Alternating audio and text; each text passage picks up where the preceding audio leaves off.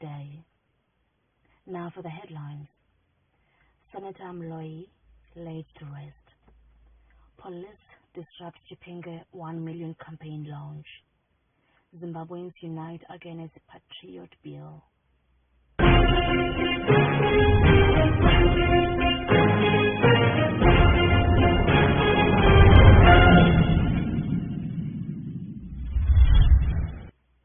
And now for the news in detail. The People's President, Advocate Nelson Chamisa, described Senator Mloyi as the woman who strived to bring people together. Senator Agnes Mloyi was buried on Sunday at Late Stanley Cemetery in Bulawayo. MDC Alliance provincial spokesperson for Bulawayo, Swithin Chiroza, had this to say. A befitting farewell to a struggle stalwart, Senator Agnes Mloyi, today at 1323 Old River with Lady Stanley. You know, Lady Stanley is reserved for respected persons. It was melodious singing from the Gutaramari Church, melodious singing, and the crowd took note of that. So we had the National Organizing Secretary for the MDC, Honorable Amos Chibaya, as Master of Ceremony, and befitting eulogy from MDC Alliance President Advocate Nelson Chamisa. President Chamisa mentioned that a lot of the party employees should move away from being mercenaries, or should shun the way of mercenaries and follow the ways of missionaries.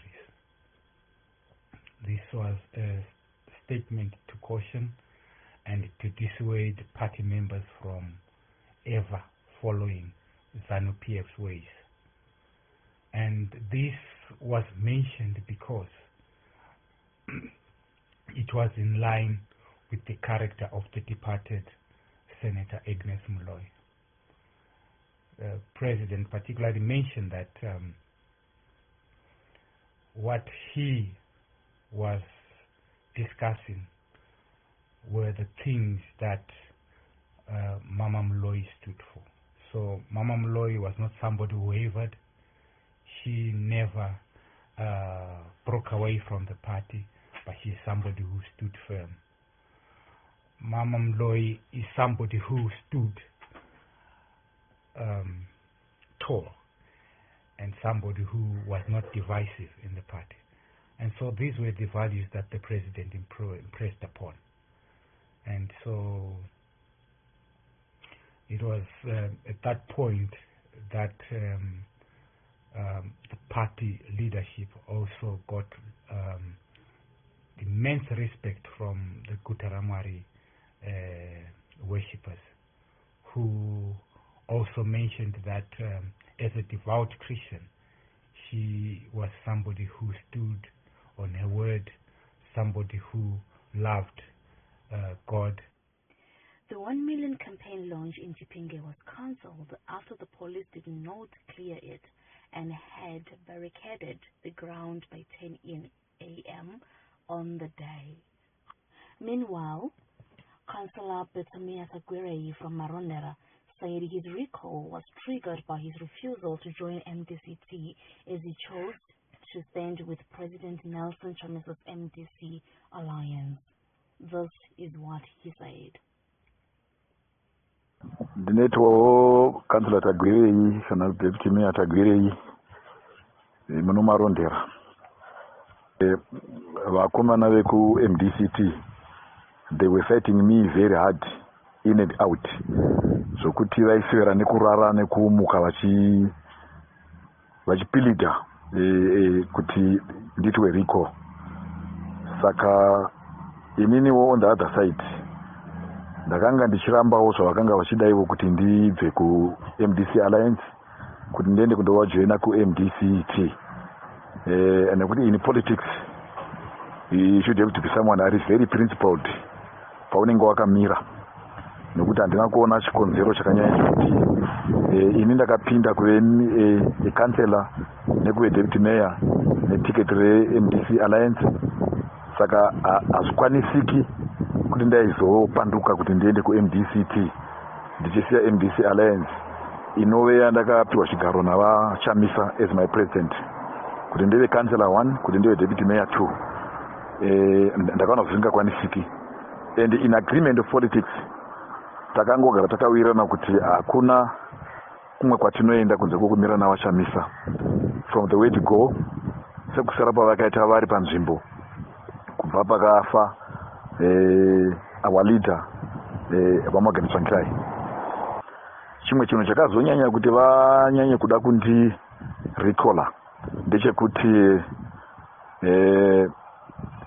ofisi yedu yeMDC Alliance yatanga tichishandisa muno yakabvutwa nechisimba neMDCT vachibatsirana nemapurisa tibva taisiya. So inini I decided kuti since tinewo dzimba dzatinadzo muno marondera sevanhu vemusangano vakawana masenzi iwayo tiri musangano, ndangoti mameetings ngaitirwe pamba pangu inini pane nzvimbo hapo inokwanisa kuti vanhu vange vachiunganawo vachiita mameetings avo.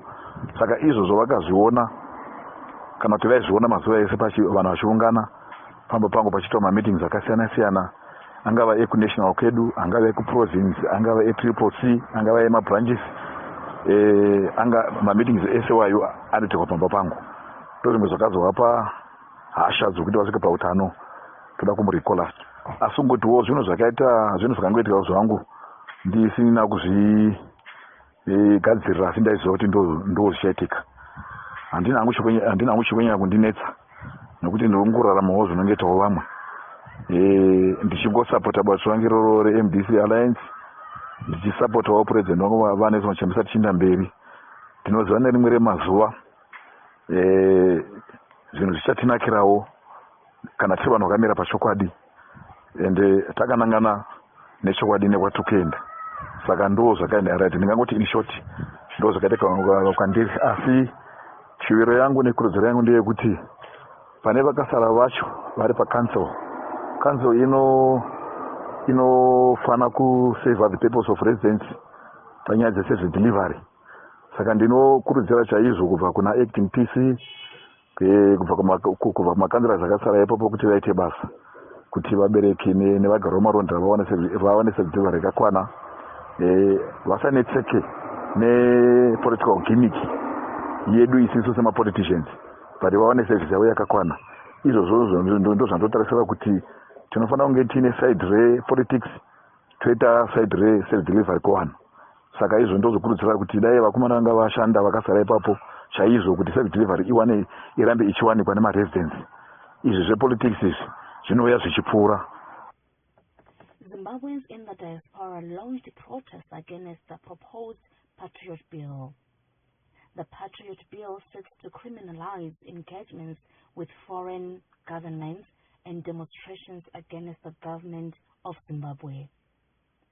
Speaker after speaker criticized the government for attempting to shrink the democratic space of Zimbabweans. ZLHR Director Rosalind Hanzi had this to say. Just to indicate that although the 2013 Constitution is not the most perfect document, but it's a more progressive Constitution than what we had before 2013. Why I say that, if you look at the provisions of the Constitution now, we have a broader range of rights that are actually entrenched. And then it also sets a foundation for key institutions which, if they are able to actually fulfill the mandate, then they can actually create a foundation for a more democratic Zimbabwe. But the concern that we continue to see for those that have been following is that we continue to see the executives particularly introducing amendments to try and consolidate the position of the executives and undermine the other arms of government like parliament, and even the judiciary. So that is a concern that we need to continue to be alive to as Zimbabweans living around the world, particularly with the amendments that was introduced a few months ago for debate, which is yet to be finalized, Constitutional Amendment number 2. So as we think about how we can intervene on the proposed provisions of the Patriotic Bill, it's also critical for us to be able to see how we can continue to intervene around safeguarding the proposed amendments to not undermine what we regard as a very progressive constitution. We need to safeguard and defend the constitution as it is, and not to have the provisions undermined by the executive.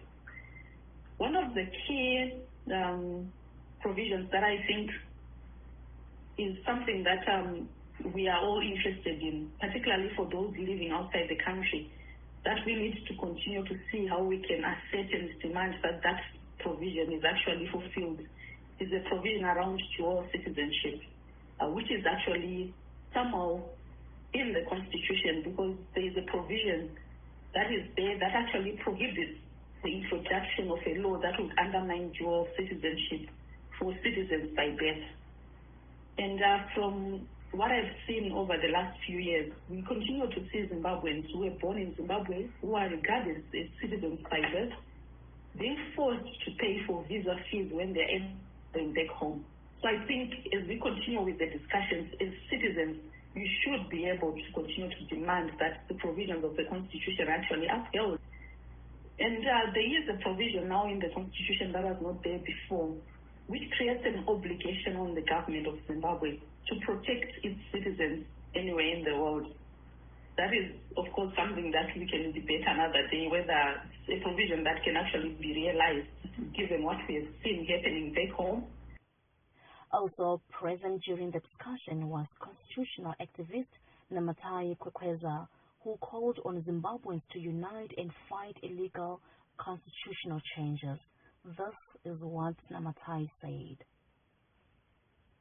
The things that are happening now, from the Patriotic Bill to the Cybersecurity Bill to the Constitutional Amendment Bill number 2, all of those things that are happening now, we must be able to look at them from a political, from a legal, as well as from an activist perspective, because they are speaking into a broader political playground.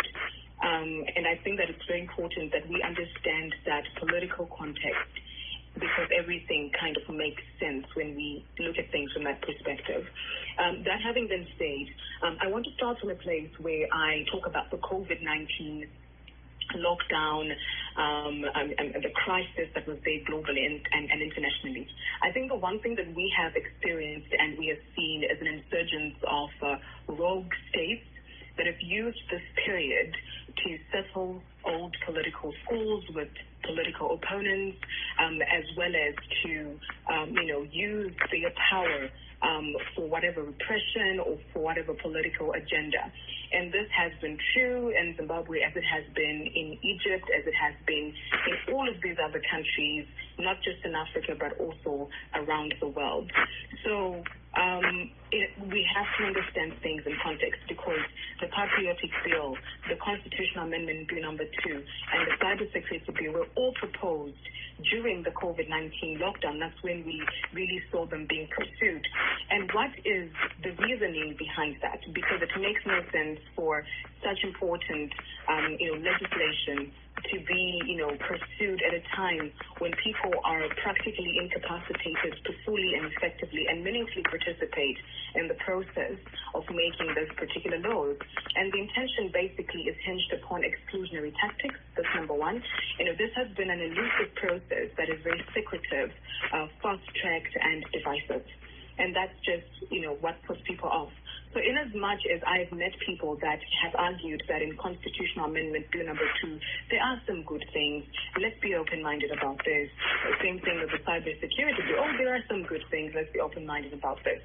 I think that as long as, the process, the procedural aspects to which we are attaining these pieces of legislation are littered with exclusionary tactics and are excluding the broad majority of citizens from participating and constructing, these legal frameworks that are then going to be used to govern people, that are then going to be used, on those people, then it becomes problematic if the process is not democratized and the process is not as inclusive as possible. So this has been my major query with most of these bills.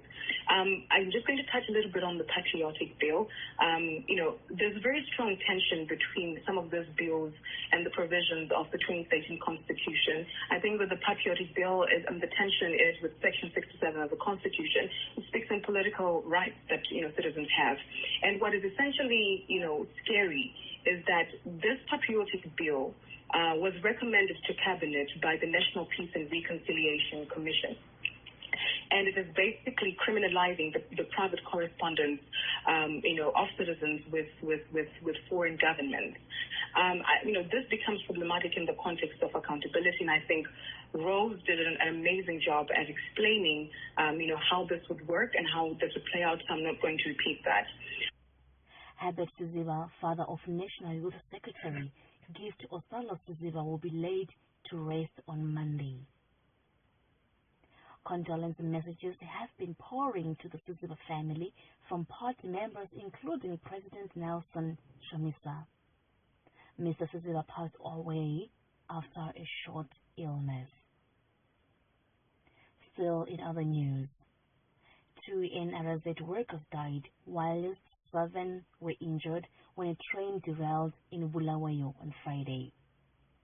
The derailment accident was caused by sand that covered the railroad level crossing following the heavy rains, which caused the locomotive to go off. The Reserve Bank of Zimbabwe, RBZ, vows to freeze accounts of companies that are allegedly abusing the foreign currency auction system. RBZ Governor Dr. John Manguja said the central bank was aware of errant businesses in the habit of using exchange rates for removed from the ruling exchange rate despite obtaining US dollars from the auction system. And in our entertainment news, Wingidi won the Best Dancehall Artist Award at the African Entertainment Awards USA 2020. This is what Wingidi had to say, and I quote, "I would like to thank Vigilant family for their unending love and support. Teamwork wins championships, and the influence of a great teamwork can never be erased. We establish an example of constant success, and when we are together working as a family, we carry the most possibility of winning. Thanks to each and one of you for your work hard, contributing to this success, and for being the best family ever." Wingidi also issued a statement to his fans and said, and I quote, "Great appreciation to the golfers to whom I dedicate this award. I'm forever humbled by your uncompromising confidence and unwavering commitment to the vigilance works." This was a benefiting festive bonus for the trilogy. Baba Brahama #.